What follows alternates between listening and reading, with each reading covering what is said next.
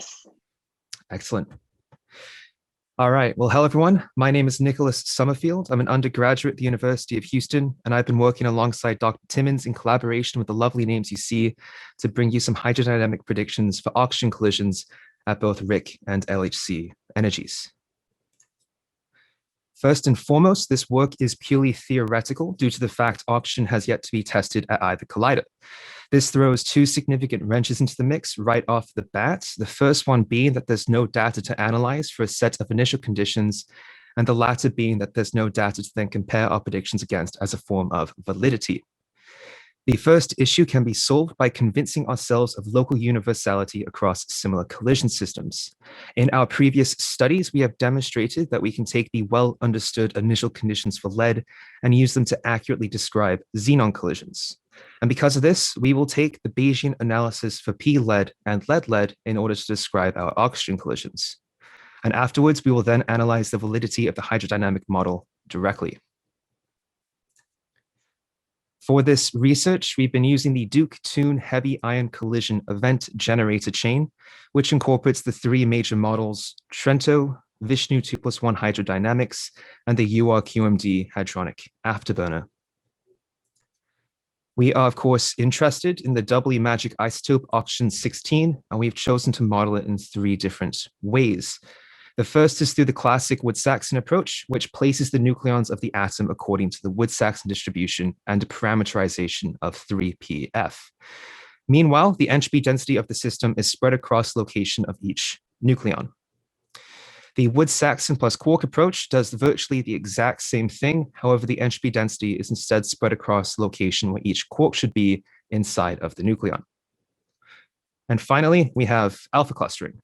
In nuclear lattice effective field theory, it is believed that pairs of protons and neutrons will couple together, forming alpha particles that will then cluster together inside of the nucleus. And once again, the entropy density is spread across the location of each nucleon.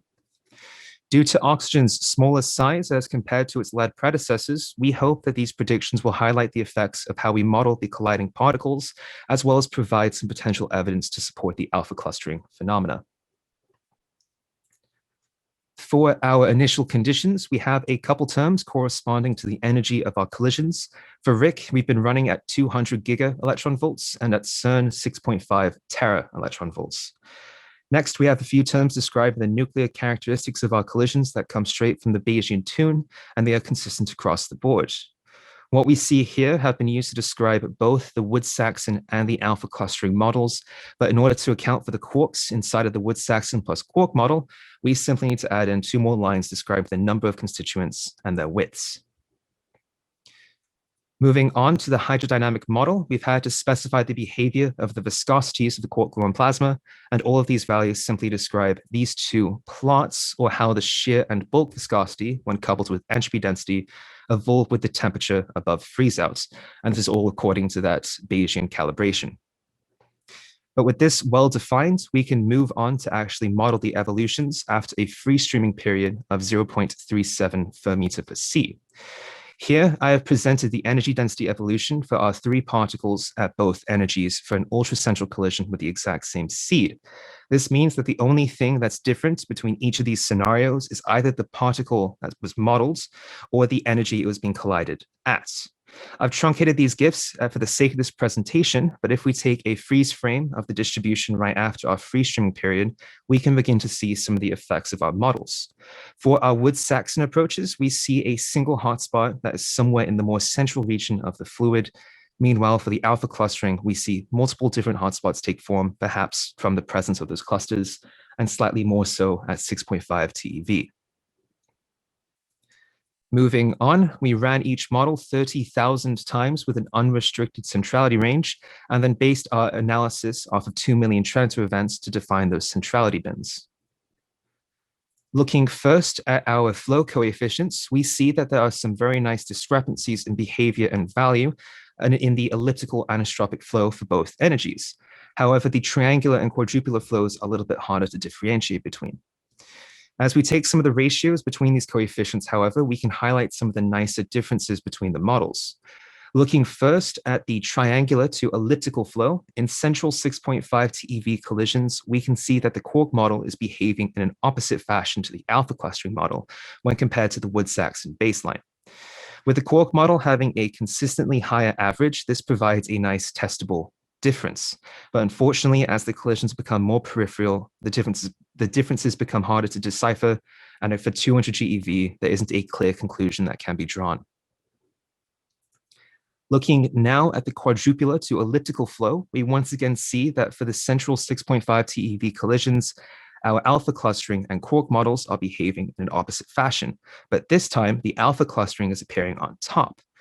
This may be due to the fact that in our 16 nucleon particle, we'll have 4 clusters, providing a higher contribution of inherent quadrupular flow.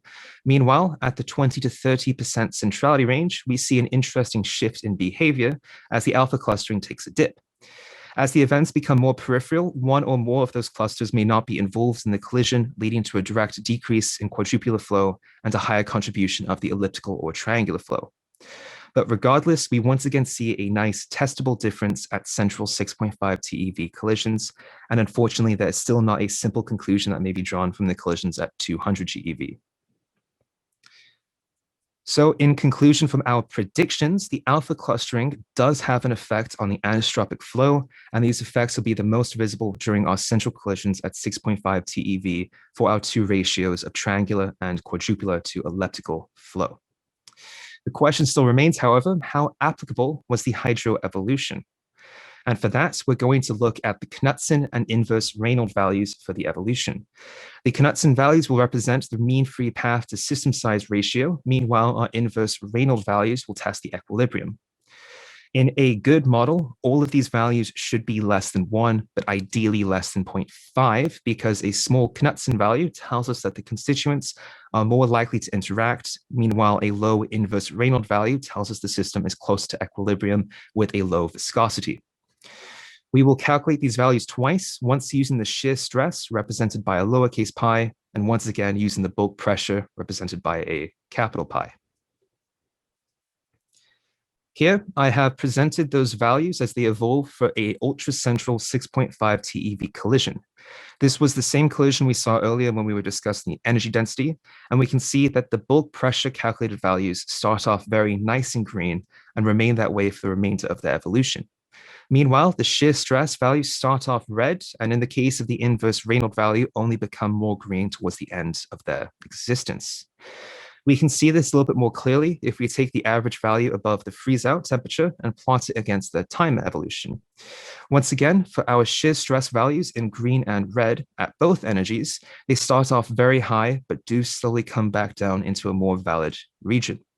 Meanwhile, our bulk pressure in blue and black starts off validated and stays that way for the remainder of its evolution. And that is the case for our 3 particles, both energies, and across the full range of centrality. The question still remains, however, how do we actually interpret these results? And for that, we can turn to some of the more better understood validated models such as lead. In lead's evolution, we see some very similar characteristics to oxygen, which is quite reassuring.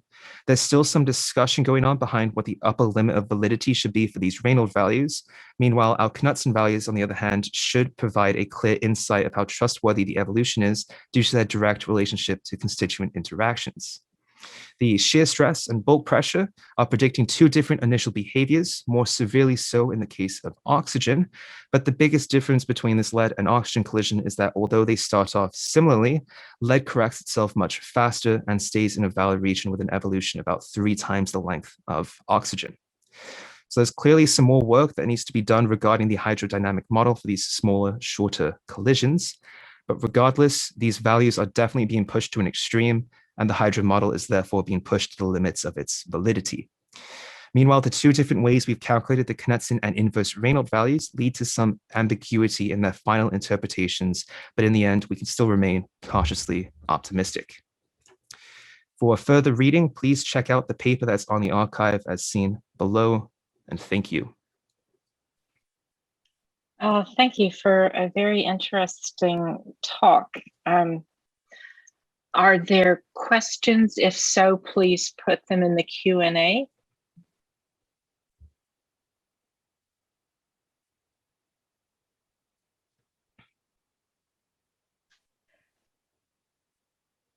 I have kind of a random question that has to do with this alpha clustering.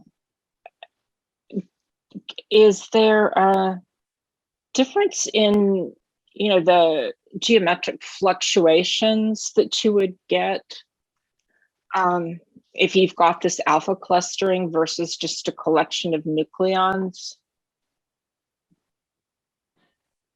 If I understand your question correctly, I think this plot will help. I have some in the back as backup in case. Here we have a plot with the event by event fluctuation for the models. And we did see that for our alpha clustering, there was significantly less fluctuations than the Wood-Saxon and the Wood-Saxon plus quark model. Okay. That's what I would have thought. Are there any other questions?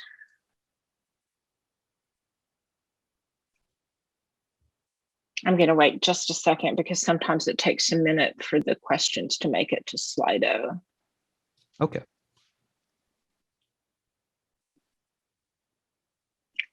And not seeing any, it is time to move on to the next talk.